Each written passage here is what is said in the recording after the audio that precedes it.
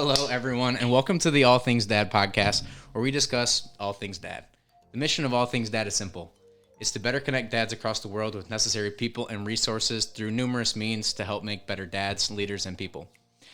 Our guest for the show today is a really good friend of mine since like 4th or 5th grade, Chad Pudvan, a dad and one of my lifelong best friends. Chad spent 12 years in the Ohio Army National Guard from 2011 through 2023. During that time, he did one tour in Iraq and Kuwait through basically the calendar year 2019. After that, he spent 10 years as an aircraft mechanic. Or not after that, he has spent 10 years as an aircraft mechanic and then technical support with Tron Air. Chad got married to Kayla in 2018. Quick funny story. They met at Michelle and my rehearsal dinner the night before we got married. So because of your mom. Yeah, but what better best friend story than that, right? Really wraps it up tight. Yeah. Chad has a stepson, Cohen, who was born in 2014, and a daughter, Sloan, who is now 2. Welcome, Chad. Thank you. So I really have been looking forward to this episode for a long time, because what it does for us is it gives us an opportunity to just like sit down and like talk. I know we live like not much more than an hour from each other, but we don't get to kind of hang out as often as we would all like. So talk about the same stuff that we usually talk about, except in front of a microphone now. Right. So I think that I've just been really looking forward to it because it just allows us another platform to be able to talk that and give people and other dads stuff that they can relate to kind of similarly to what we go through on a regular basis, which is pretty cool. I think one of the biggest things about being a dad is just not feeling like you're heard or paid attention to, I guess. Yeah, and I think, and I'm not dishing at any moms out there too, because I think they feel that too, right? As everyone's identity kind of changes when you go from no kids to kids, but I think in general, I think the transition is just so much easier for a mom because they grow the baby inside of them and they have all that lead up, and then when you do finally get a baby as a dad, it doesn't really like you. it doesn't like you that much because you can't feed it really, unless you're bottle feeding, of course, and it always wants to be on mom. Mom's body temperature can regulate the kid's body temperature and all that stuff, and as a man, it's just a lot of work. It's a lot of work, and that kid doesn't even really like you yet. Unheralded, right? So we'll get there as well. But I did want to first kind of talk a little bit about the National Guard and all of your time in the service. I remember giving you a hug at Sidelines in the basement when we had that party for you before you left. And just, so thanks for your service. And I don't know if I have said it since. So honestly, thank you for your service. You spent a lot of time and sacrificed a lot of personal and family time, just to protect our country. So thank you for that. But going back to that, that was kind of the beginning and of when you went on that tour, so we talk about that specifically, like going on, leaving the country to go support, our country. What was that? I want to kind of talk about what that was like on so many levels. Let's kind of just start super superficial. Like what goes through your mind when you have that upcoming, like just as a man in general, like what is that?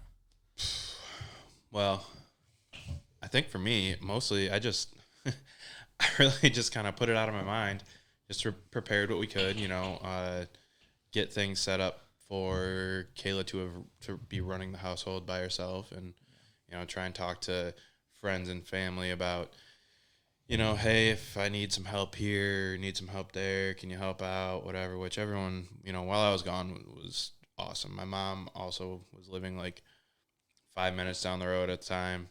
Yeah. So she was a huge help. But yeah, I mean, man, I don't think there's anything you can do really to prepare for it. I mean, you're just gonna, I don't know, just jump in. Just gotta do it. I think too, some of what I think about now is the older I get, the more I maybe not prioritize, but the more I realize like mental health is so important, especially for everyone. But I mean, for dads and men, it's not as readily talked about as it is for moms and women, right? So I think when I think about that and knowing that, you were an integral part in obviously Kayla's life, Cohen's life at that point, like what does that do in your head, when you've got that, or when you're gone, right? When you're over in Iraq and I mean, wherever everyone is on tours at, right? But really. Yeah. So I spent a little bit over half of my time in Iraq, and the rest was in Kuwait. But yeah, man, I mean, it was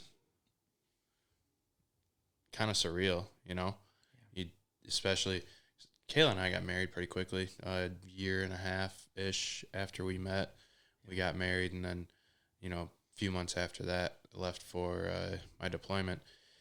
And it was just like, man, we were just starting to get our rhythm. We just got married. We were just starting to kind of kick ass. And then all of a sudden it was like, okay, well, here's your test, which sucked. But everybody does hard things in their marriage, I don't think that is unique to me or anything like that. I think the most unique part about my situation was having Cohen for that deployment, which Cohen's my stepson. Yeah. I'm not necessarily dad, but Cohen has a great dad.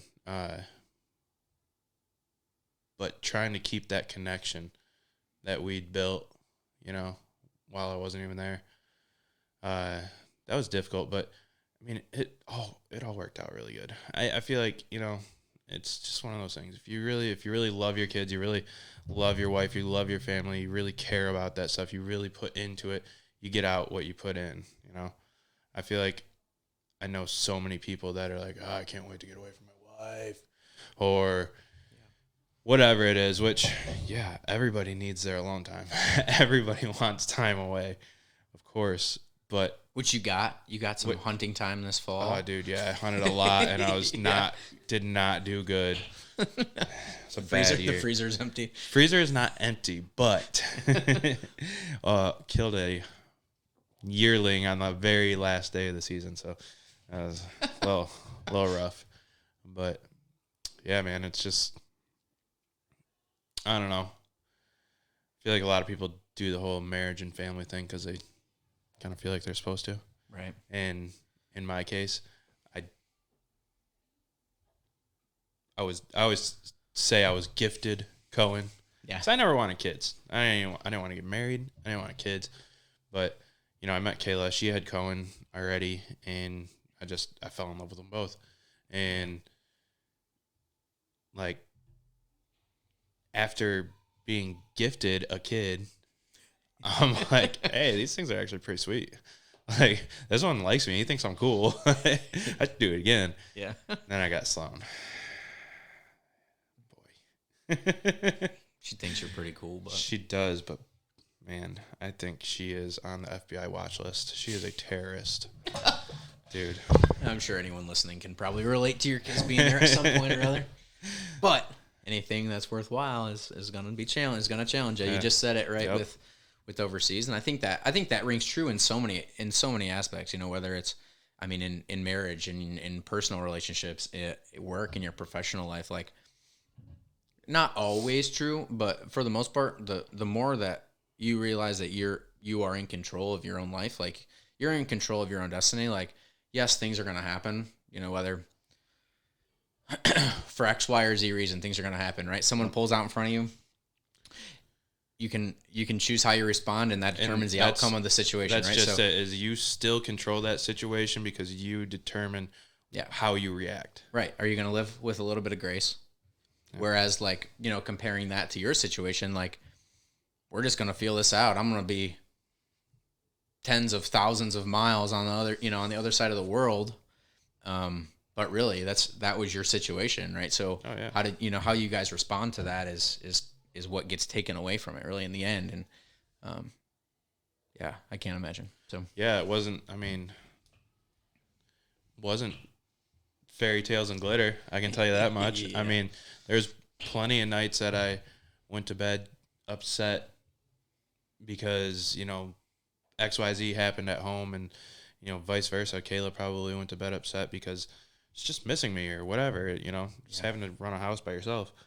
So, I mean, it wasn't easy. It wasn't, you know, everyone focuses on the soldier coming home videos and stuff like that. And that's a very, very small portion of. That's the easiest part of the whole thing. Yeah. So when you're back already. Yeah. When you come back. Yeah. I think, man, with the challenges that Kayla and I have faced since being married, just, I mean, it's probably not that crazy stuff, but it feels so crazy, you know, like job this, job that, kid here, kid there, something breaks, whatever. School, it's trying to do this, you're gone and deployed. Like, that stuff was so hard to like get the hang of, but I really think that our marriage probably would not be as good as it is today, which I'm not trying to say like our marriage is better than anybody else's or anything like that, but like we have a pretty solid marriage. I feel pretty comfortable telling her whatever I need to tell her, or even being critical of her when I feel like I need to be. And I feel like just going straight from getting married to getting on an airplane and being gone for a year. Yeah. Like, man, that was probably the biggest challenge we'll ever have. Right. And you guys just, you went to it right out of the gate, right? So, yep. And I know there's, you know, I don't know how many people are in all of the armed forces across the United States, but, you know, I mean, they all experience it in some way or shape or form, you know, whether it's, you know, with their kids or families in general, but yeah. Just got to worry about Jody getting your girl. About who? Jody. That's that is what you call the guy back home that is sleeping with your wife. Your wife's boyfriend? Yeah. While you're deployed? Yeah. Luckily, I did not have to deal with Jody. That's a funny word. Where does Jody come from? You have any idea? I have no idea. Just a term? Yeah. It's just always been what we called it. I'm sure there's a reason. There's a story behind it, but there's a story behind everything in the military. But you don't know. You just know that it's Jody. Yeah. Let's switch gears a little bit to some of that stuff over there. So we're gonna just to totally switch gears, just to give some of it a little bit of a try. Chad and I, I make mead, and I previously had made some mead and wine, and you know, mead is wine, but instead of fermented from grapes and sugar, it's fermented from honey, honey and water. So honey is the primary source for fermentation for the yeast.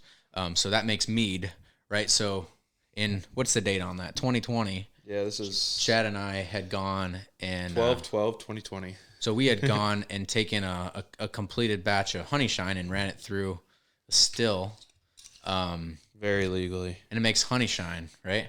Yep. So we put some of it away.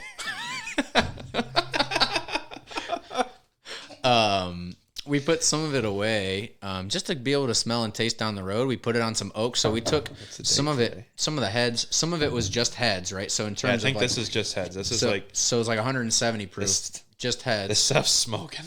And then we also took a mixture of some heads, tails, and everything in between, right? At the end and proofed it down to about 120 proof. So we have two different jars. That we made, ran through the still, and they've been sitting on oak since December 12th, 2020. I think this was like a blueberry. Sitting on oak. I think it ended up was a blueberry mead. To start like with. That. And Skittles too. I think the one was called Skittles. I'm not sure. Let's try this. I think this is the heads. We distilled them together. Yeah, it's very, very fruity. How's that one smell? It's pretty fruity, isn't it? I just want to give it a little sippy. See how it goes.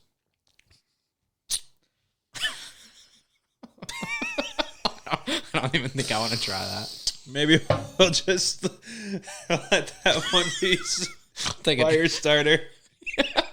as Chad's chasing a sip here with some caffeine. If anyone's out there, I mean, we all live and die by caffeine anymore, don't we?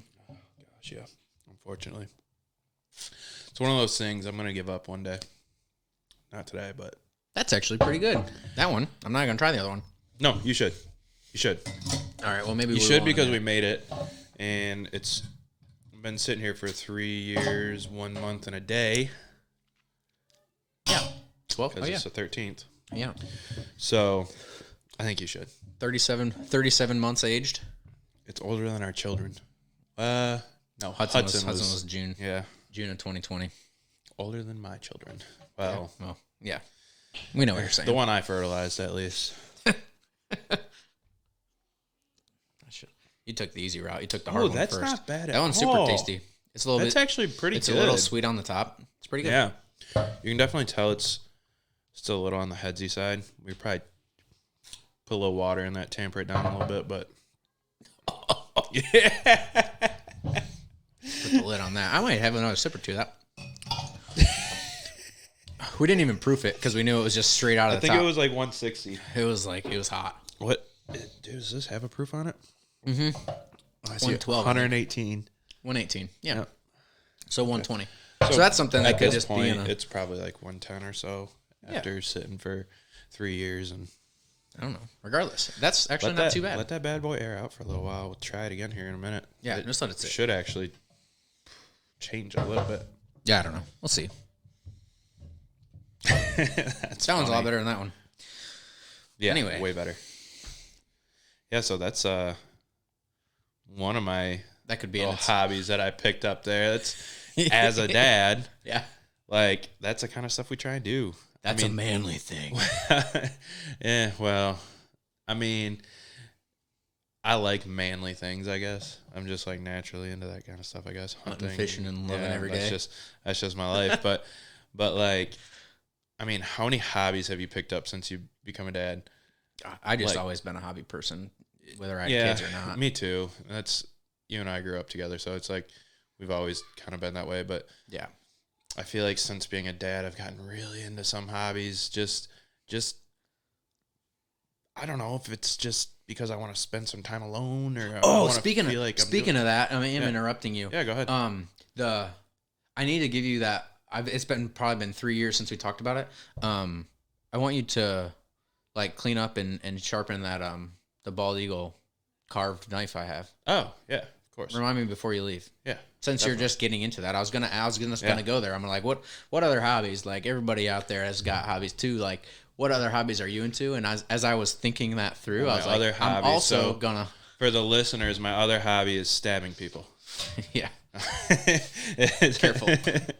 It's sharpening knives, just sharpening equipment. Period. But yeah, big hunter.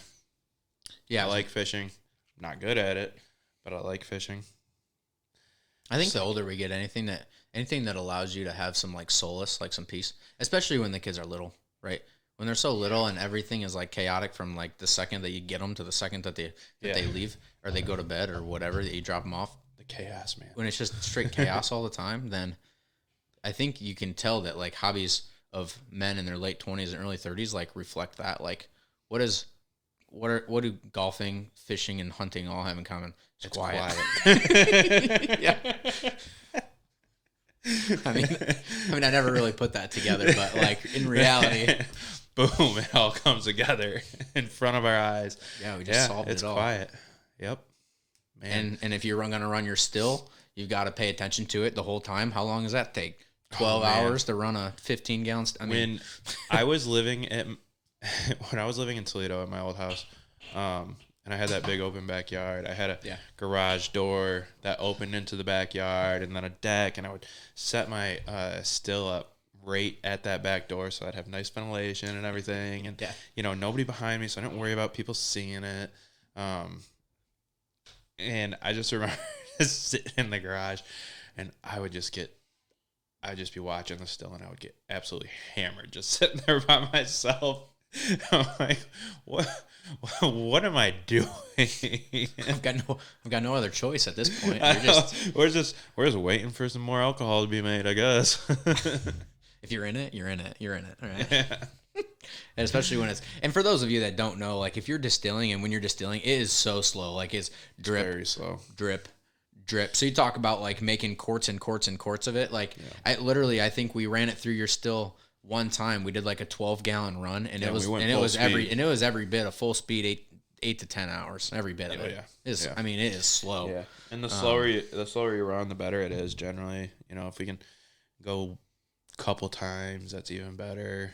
Yeah. But, yeah, I haven't messed with it in a long time though. I would really like to. It's just, kids. Yeah, Getting you a know, 12 solid, hours. getting Yeah. a solid, like, uninterrupted, even to make the mash. We're talking 3-4 hours. Yeah. Getting that uninterrupted. Yeah. Have fun. Right. Yeah, it's that little one, man. The big one. It's when they're little. The big one. He probably wants to help. Dude, What is this? What are we doing? hey, here's a book. Here's a Switch. Go ahead and sit down and entertain yourself. Dude, I know. He's a good kid. Man, Cohen is a very good kid. I got super lucky. There's a lot of people that get married to someone with children. How old was Cohen when 3. when you met Kayla? 3 when you guys met. Yep. So he was in the process of molding. Boy, he was a mean son of a bitch. I'm not even kidding, dude. There was a moment I remember I was sitting on my stairs at my old house and I was crying. So I'm like, I'm gonna have to break up with this girl. Really? Like, yeah, because I just thought that there was no way Cohen was ever gonna like me. There was no way Cohen was ever gonna allow me to get that close to his mother. Yeah. He was just so mean to me. I remember the breaking point. It was literally he was screaming and crying, and we were all trying to lay down, watch a movie or something like that. And he was talking about wanting. He wanted water. That's what he was saying. He was wanting water. I was like, okay, I'll go get it, buddy. Yeah. And he was just like, just chucked the cup at me. He's like, no, I want my mom to get it. And I just walked downstairs. That was my breaking point. I'm just like sitting on the stairs. I'm like, this is crazy. What am I doing with my freaking life? But, me and Cohen have a great relationship now, and took him hunting for his first time this year. It was awesome. That's awesome. We shot at a deer. I missed, but he got buck fever. It was sweet. So might have him hooked. That's cool. That's really cool. So that's an interesting piece and take on, like kind of being a stepdad when you meet someone that already has a kid, as you get to kind of our age. So people that are single or whatever, like a lot of times when you meet someone, they probably are, they might have a child already. So how, and then being able to be, vulnerable enough that you're, that it's mentally affecting you to that extent. Right. Yeah. It's something that I honestly never really even thought about until now, because raising your own kids is hard enough, let alone, I mean, at that point it was someone else's. It wasn't your, Well, and you know what I mean? I mean, even to this day, it's been Cohen's turning 10 next month. And even to this day, it's like, I'm not his dad. Yeah. I love him and I give him everything I can possibly have, but I'm not his dad, you know, and I help his mom with big decisions and stuff like that, but I'll never be his dad, and I don't want to. I mean, not that I don't love Cohen, but he's got a good dad. Yeah. He's got a very good dad. So. And it's mature of you to admit that, Chad. It took a while. I remember. But I mean, I think that's another sign of maturity. And I know if you listen to dad podcasts or like man podcasts, it talks so much about masculinity and like what that plays in, like gender stereotypes versus men need to be emotionally available and open, but you also need to be this rock, but you shouldn't be emotional, but you should be. So like masculinity, be emotional. Masculinity. What is she wants you to be? Yeah, and then don't be the other times, right? But that kind of was an awesome segue, because like masculinity, like what, you're a soldier. You did a tour in Iraq. Like you have a stepson. You have kids. You got kids. You've been through it. I'm a I wasn't gonna baby. I wasn't gonna say it to you. But what is that? Like what is the definition of masculinity to you? Like what does that mean to you? I'm gonna try to give this another whirl while you're. I think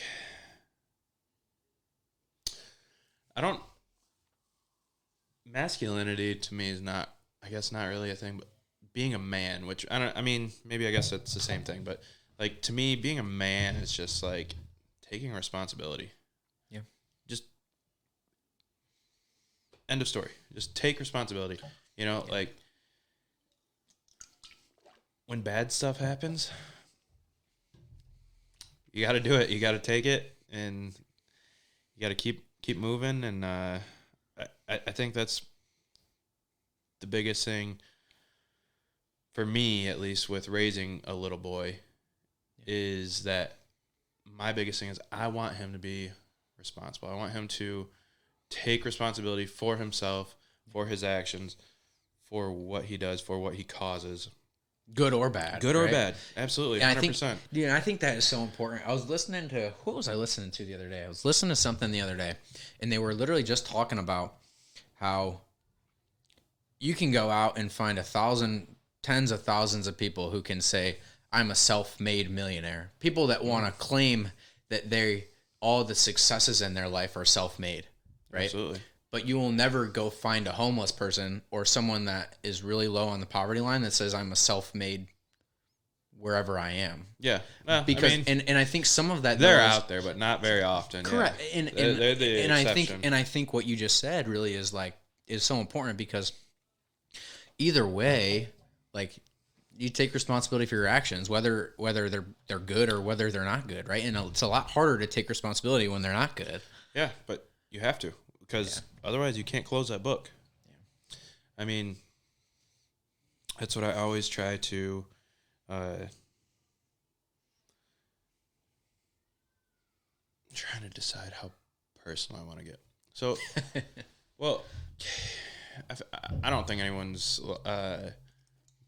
anyone in our friend group is a stranger to the fact that Kayla, my wife, has a pretty strained relationship with her mother. Okay. And I think the biggest issue there is she just won't take responsibility. She won't take responsibility for anything. Her mom, you're saying? Her mom, yeah. Yeah. And Kayla grew up like that. So now, sometimes it's like, okay, this bad thing happened. Let's just not ever go there again. Or let's just never do that again. Or whatever. It's like a sweep under the rug. And I'm like, how do you close that book? Yeah. You can't. Like, you have to face that. You have to be like, yep, I did that one. I fucked it up. Boy, that was stupid. That sucked. Whatever it is. And then it's so much easier to just get over it. Just keep rolling. It's easier said than done, though. It is. It is for sure, but you have to do it. You have to start somewhere. Yeah. And the sooner you start, the better. Yeah. Like, when I'm trying to make an example to Cohen, which is my 10-year-old boy, almost 10. He'll be 10 in like a month.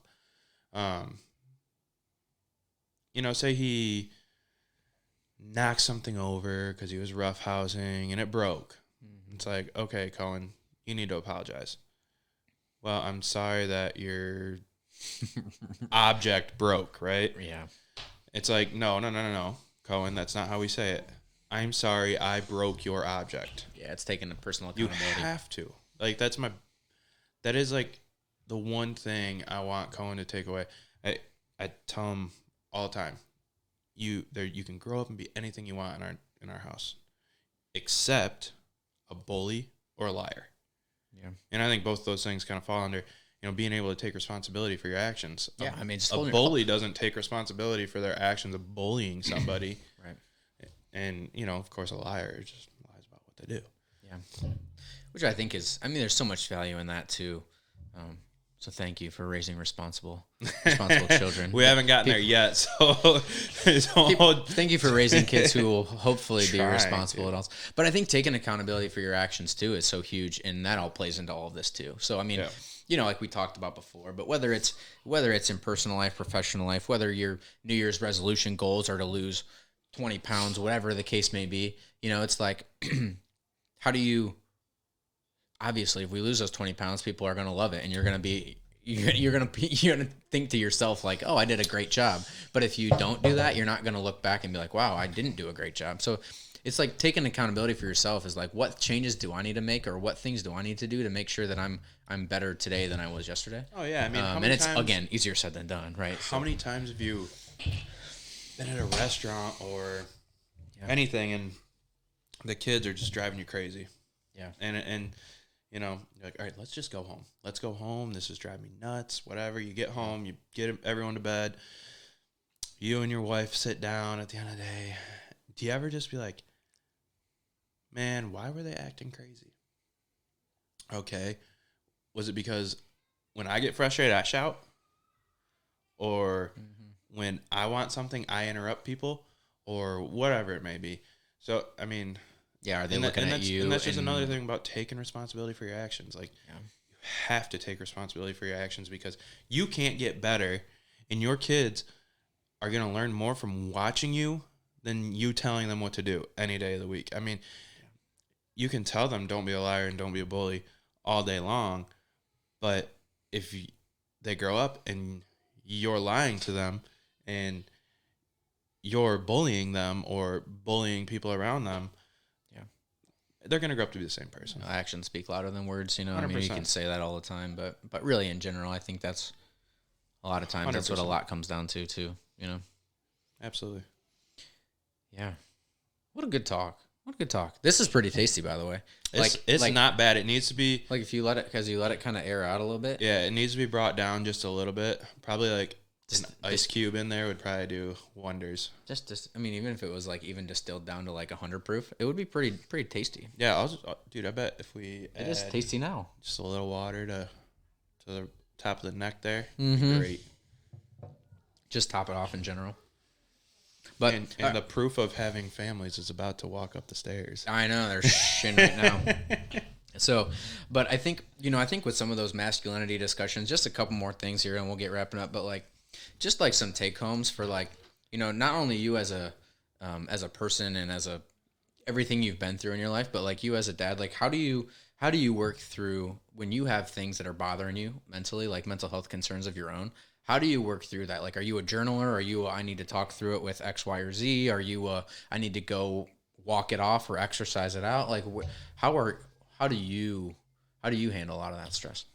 Boy, I tell you what, that is something that I am working on. I think we all are, Chad. Let's be real. I am not good at that. Kayla would probably tell you the same thing. I am a bottle it up kind of guy. Yeah. And you're preaching to the choir. I'm sure. Yeah. Usually it all comes out at once. But I want to be better at dealing with things as they come, like that, you know, and not letting 3 different arguments or whatever pile up, and then I'm like, Mad Chad. Fuck everything. Turn into Mad Chad. Yeah. But you know, I think back before Sloan came around and screwed up everything, I would work out. Yeah. If I had issues like that, I would work out. Speaking of Sloan, that is my baby crying for sure. Yeah. But now it's just, I don't know. I'm trying to figure out a way. Yeah. I really am. Yeah, I think for me, it can be so many different things. I think, in terms of dealing with that in general, I think some of it is, I have a podcast through my job, through work, where I interview different people. And one of the guys I interview, his name is Brian Garver, and he does a lot of speaking about culture kind of across the country. And his biggest point, out of his way to build a better culture, whether it's in your house or at work or whatever, number one thing is choose your attitude, right?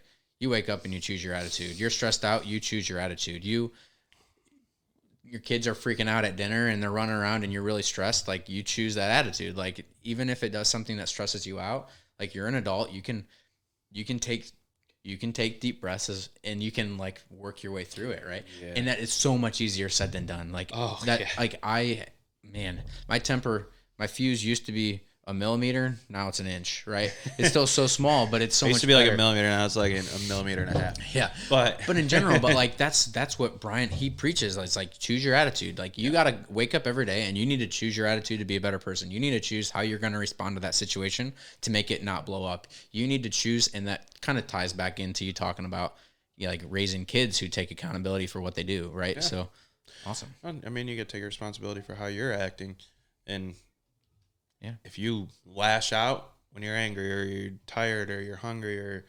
whatever it is, yeah, so are your kids. Right. Just need a Snickers. And I mean, sometimes. Hungry? Most of the time, they just need a bed. Hungry, need a Snickers. Either a snack or a nap, one or the other. That's usually how we are too. Isn't that funny? Yeah. Man, if all of life's problems could just be solved with a snack and a nap. I agree, if they could. All right, what are your best suggestions to how to help people, anyone listening, to be their best selves for their families? Be your best self for you. Yeah. Be the person that you want your children to be. I mean, plain and simple. Expose them to the relationship you want your children to have. If you and your wife have a disagreement, do your best to make it behind closed doors. If you're getting frustrated, take a step outside. Don't yell at the kids. Yeah. Of course, it happens. Everyone's guilty of that. Nobody's perfect. Nobody's not going to lash out at their kids or their significant other. It's so hard. Which I think is what makes a difference with our generation versus the last, whereas the previous generation before us, our parents and stuff, they didn't want things to be hard. Mm-hmm. So when it got hard, they all split, And that's what you see with, divorce rates were so low. Yeah. And then they really, really spiked with, like, our parents. I don't know what, we're in the millennial generation, which is what, like, born like 85 to 97 or something. What was, I don't know what our 80, parents I think it's 81 to 95. I just saw it this morning on something. Yeah. What are our parents? They're Generation not boomers, X, are they? I believe. No, X is, yeah. Because it was boomers, then X, then millennial, then Z. I think Z is like the new one. Yeah. We could be totally wrong. And then, I just saw Alpha generation. Is that the new one? Is the like 2011 to 25 or something like that? Perfect. My kids are alphas. Yeah. They'll lump My kids are alpha by generation, not attitude. They'll lump all the COVID babies into that. So all the mad kids will be alphas. Yeah, if their generation's not called the COVID generation, they never saw smiles. They never saw smiles for the first year of their lives. Anyway, all right. Thank you, Chad. Huge thank you, Chad, Absolutely. For being on the show today. I appreciate you. I love you.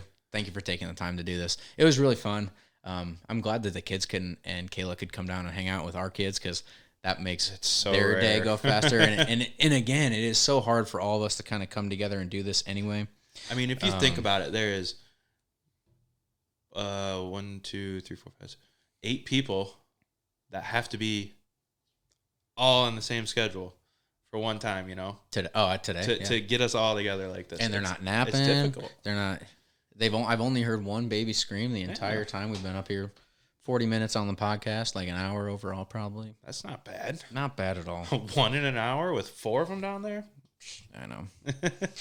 Anyway, thank you for listening to the All Things Dad podcast. Please make sure you guys check out the blog, allthingsdadblog.com, as well as all the socials. I think we have Pinterest, Instagram, Facebook.com/allthingsdad1. Make sure you check that out. Subscribe to the podcast as we build up more episodes here, produce more relatable content for you guys to be able to relate to, laugh with, whatever. Any parting comments, Chad?